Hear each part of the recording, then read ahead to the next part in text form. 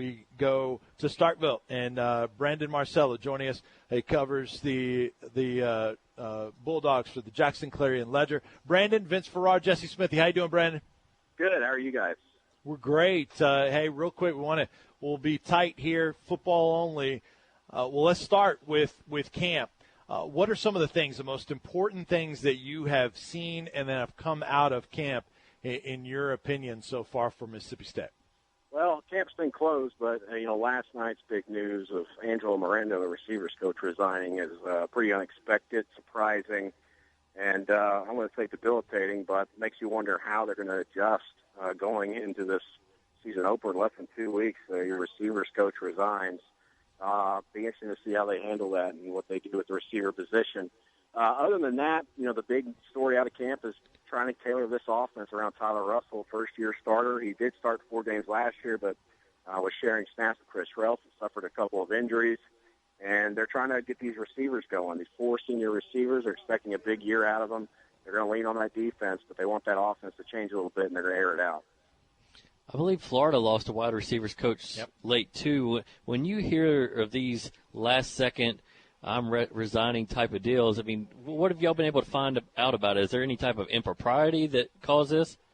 Well, no, I haven't heard anything yet. Mississippi State officials have been very tight-lipped on it. No one's talking. Angelo Miranda hasn't returned my calls or my texts or my messages. But it does obviously have a lot of open-ended questions right now. If it was a personal reason that, you could deal with and wait till the end of the season to resign, you sure that would have happened. A lot of questions, not a lot of answers right now, but for something to happen that close to the season, it's obviously something that was something unexpected and something that came up pretty quick. Visiting with Brandon Marcello from the Jackson Clarion Ledger. Brandon, how good is this defense in your opinion? Well, you look at these last 2 years, Chris Wilson took over the defense from Manny Diaz last year, and they allowed about 19 points a game. They're one of the best defenses in the red zone, I think, in the SEC. They got a lot of starters back. Nico Whitley's back at free safety, and obviously Jonathan Banks, the preseason All-American at cornerback, who, in my opinion, even if Tyrann Mathieu was in the equation at LSU, is still the best cover corner in the SEC. Defensive line, that's where they're going to have to fill some holes. Fletcher Cox is gone, have to go in the NFL. But they've got Josh Boyd. They got a new defensive end on the JUCO ranks, one of the top JUCO players last year, and Danico Autry. I think that defense can be about as good as it was last year, and they're trying to get a little bit better. Mississippi State normally can run the football. Vic Ballard is now in the NFL.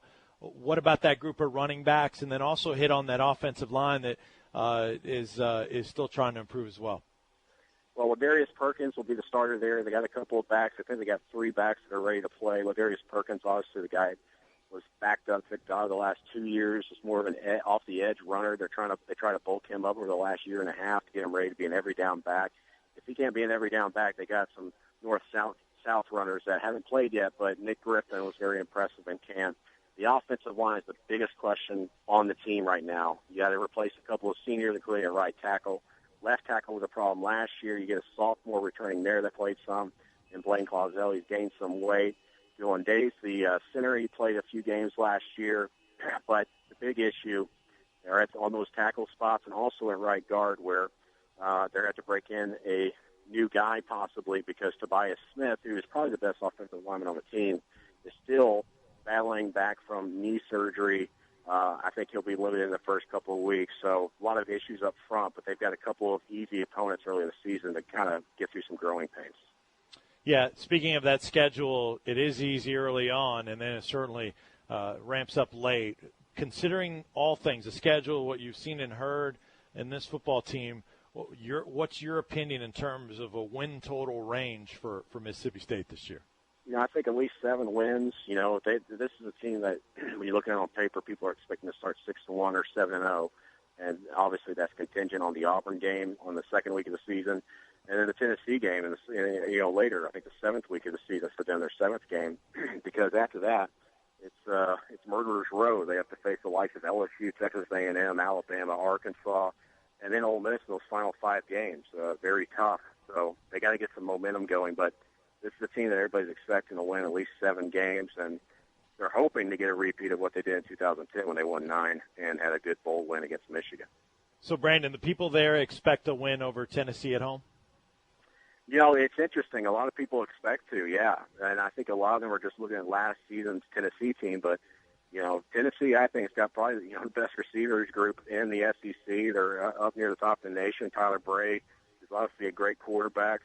A lot of players back on that two deep. And I think it's interesting. It's one of those games where Tennessee fans probably expect to come in and start 4 and win, and the Mississippi State fans expect to knock off Tennessee. I think both teams will get a better feel of where they're at, 3 weeks in the season, so to speak. You'll get a better read and actually see what these teams are going to be like. I think Tennessee is a lot better than maybe some Mississippi State fans and others think. Yep, you're right on the money, Brandon. I really agree. Brandon Marcello, Jackson Clarion Ledger, covering Mississippi State. You can track his work there and keep an eye on Mississippi State until we get to that Tennessee game. Brandon, always great to visit with you. Appreciate you helping us out with our preview. Thank you, guys. Anytime. Appreciate it. Thank you. Brandon Marcello does a terrific job covering the Mississippi State Bulldogs for the Jackson Clarion Ledger.